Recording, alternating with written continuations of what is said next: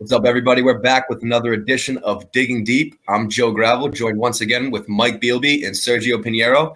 We're here to talk about Mike Davis and his recent victory over Mason Jones and what's next for him in the lightweight division and his matchmaking options. So how's it going, Sergio? How's it going, Mike? It's going well. Yeah, no, I'm doing well over here too. I thought his fight with Mason Jones was unbelievable, fight of the night contender, and his opponent Jones, no joke. Like making his UFC debut, but double champ over in Cage Warriors.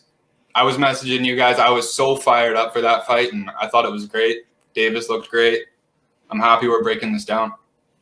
Yeah, I thought it was an incredible fight as well. And I mean, with all due respect to Mason Jones, I mean, Mike Davis looked very good. Like that's a very, very hard opponent to get as your introduction, and Cage Warrior double champ too. So he really just showcased that there's a big gap between Cage Warriors and other smaller promotions in the UFC.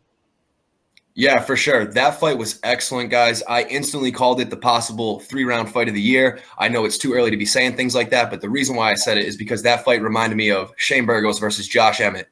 I mean, it fired on all cylinders. It had, the 3 takedowns Davis landed were perfectly timed. The boxing was awesome. The pressure from each man, the durability, the toughness. It's everything you want to see when guys throw 4-ounce gloves on. I mean, that is what I pay for. That's what I come to watch, and that's exactly what they gave us. Mason Jones did it in his UFC debut, and Mike Davis showed exactly what you said, Sergio. So, let's take a look at the tail of the tape. You got Mike Davis, 9-2, only 28 years old, 6 feet tall, 155 pounds, 72.5 inches in reach. All right, guys, so let's talk about possible options. What's next for Mike Davis? Well, I'll start.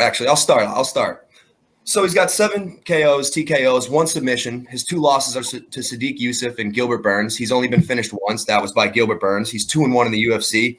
I think he has great hand speed, good power, good head movement, good footwork, and well-timed takedowns. So he's facing a possible 180-day medical suspension from his fight with Mason Jones. I think he had to get x-rays on his thumb, this and that. You guys saw, I mean, they went to war. So what are his options? I'm thinking a guy I would love to see Mike Davis fight. Now, I'm not the best matchmaker. That's more of Sergio's field. Mike really enjoys doing it. But I'm going to go with Magomed Mustafayev. I think Mike Davis versus Magomed Mustafayev would be absolute fireworks. And while Mustafayev does have more experience, especially when it comes to overall fighting experience, he's 1-2 in his last 3. He was submitted by Kevin Lee. He knocked out Rafael Fiziev, and then he lost a split decision to Brad Riddell, which was a very hard-fought bout. That's my number 1 option for Mike Davis. We'll go in order from left to right. Sergio, who do you got? So the very first option I thought of was Christos Giagos, very experienced guy as well. And a win over a guy like that would really propel Mike Davis towards the top 15. But as you're talking about it, there's another option that I like a little bit more. And I think the main reason for it is, we don't know how long Davis is going to be out.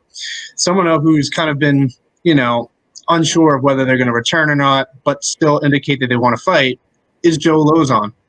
And I think that would be a very, very fun fight. I think, stylistically, it's a great fight.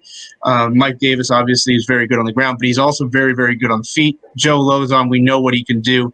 And after seeing Mike Davis in that kind of fight, man, if he comes out like that against Joe Lozon, we could see another Joe Lozon masterclass. One of those fights that he'll be able to add to his legacy of really exciting fights. And for Mike. For Mike, it's a big step up, and if you get past Joe Lozon, you're right there in top 15 discussion. I like that. A little bit of legend status. We talked about a recent matchup like that with Rob Font and Jose Aldo. I forget who else it was in Uriah Faber, but getting that legendary name on your resume definitely is huge. I really like that, Joe Lozon. Mike, who do you got? Well, you might have seen my reaction to that. Joe Lozon was my pick as well. The reason is Mike Davis's schedule has been very weird to enter the UFC. Gilbert Burns, just about to fight Kamaru Usman for a title. Thomas Gifford, who's no longer in the UFC. And then Mason Jones, who's a highly touted prospect. We don't really know where Mason Jones ranks in the lightweight division, in my opinion. So what you're getting out of Joe Lozon. And I think when that fight ends, we know where we're at with Mike Davis. If he gets through Joe Lozon, that's a statement in my opinion. No matter how old or, I know Lozon's been out for a while. That's still a big statement in my opinion. His win over Pierce, that's a pretty good win for Joe Lozon to be coming off of, especially with Pierce's win over Kamaka. So that was my main pick. And then another one, this would be a guy making his UFC debut, Alexander Shabili. I love his game. It might be a bit of a weird one for Mike Davis to take another guy making his debut, but I think it's a hell of a fight. Both guys elite strikers. I'd love to see that one. I'm not sure it makes the most sense, though. I think Lozon makes a ton of sense. Yeah, and what's really interesting about Joe Lozon is the only time that Davis has been, finished was by submission, and we know Lozon has really good submissions. We know that Davis would probably fare a little bit better on the feet, so you got your classic striker versus grappler matchup, which I still love, and we also know that, Lozon's as tough as they come, and you know what I mean? He'll take whatever he needs to take to try and get that fight to the ground, or he'll go out bleeding and, wasting every ounce of energy trying. All right, so we've got Joe Lozon, we've got Mustafayev. Those are pretty good options. Let's look at some secondary options. A couple other names I had written down were Roosevelt Roberts and Austin Hubbard.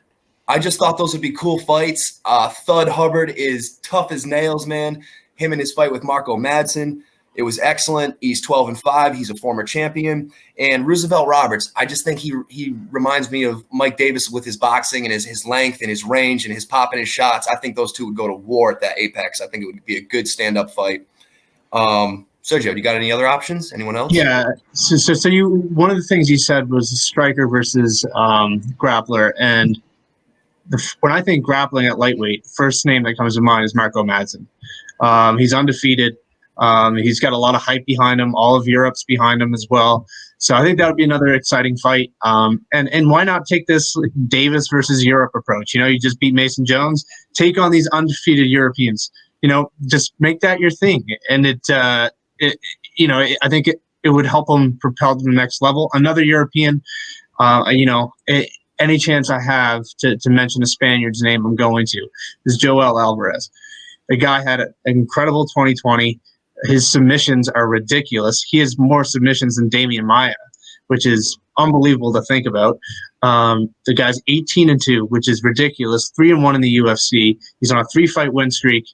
You beat a guy like that, that's only going to do great things for your resume in the long run. So those would be my two backup options. Obviously, I'm going to take a little European approach as well. But yeah. I like that. Mike Davis versus Europe. He could have a little shtick, a little thing going. I like that theme. Mike, do you have any other? You already gave me a couple options, but do you have anyone else you're thinking of? A cool fight for Mike Davis in the lightweight division? Yeah, another one I was thinking. It's kind of it's weight class dependent, and I know I just brought up Joe Lozon. If Jonathan Pierce is ever interested in going back up to lightweight, that's a fight that I think is perfect. Because I was very impressed with his win over Kamaka, because I was very high on Kamaka. That's one I think too that they line up pretty well. Yeah, no, that would be a good fight for sure. Hey, and another thing, if Davis goes back down to featherweight, that works. Yeah, true. Very good points. I think these are some great matchups, guys. You got any other final thoughts? Yeah, I'm gonna pose a question. So I like to just pose random questions out of the blue. We know how stacked this division is. There's like 180 fighters in the lightweight division, and I'm slightly exaggerating, but not by much. When you're on a tear like that, he's got 2 big wins. How many fights do you think he is away? If we give him the right matchups and he goes out there and wins, how many wins do you think he is away from a top 15? 2. I would say just 2 wins away. I would say 3. Yeah, it's tough. It's a tough division because if this is flyweight, the guy's already ranked. Yeah. Yeah. It depends on the opponents you beat as well, as we all know, but it depends on how he looks when he beats them. If it's emphatic, if it's, split decisions, 2 in a row. So I think 3 is definitely the smarter answer, Mike. Yeah. Yeah, like you said, it's just dependent on who he faces. Yeah. All right, guys. Well, this was great. That's Mike Davis Matchmaking. I'm Joe Gravel. That's Mike Bealby. That's Sergio Pinheiro. Catch us next time, guys. Don't forget to like, comment, and subscribe, and we'll see you soon.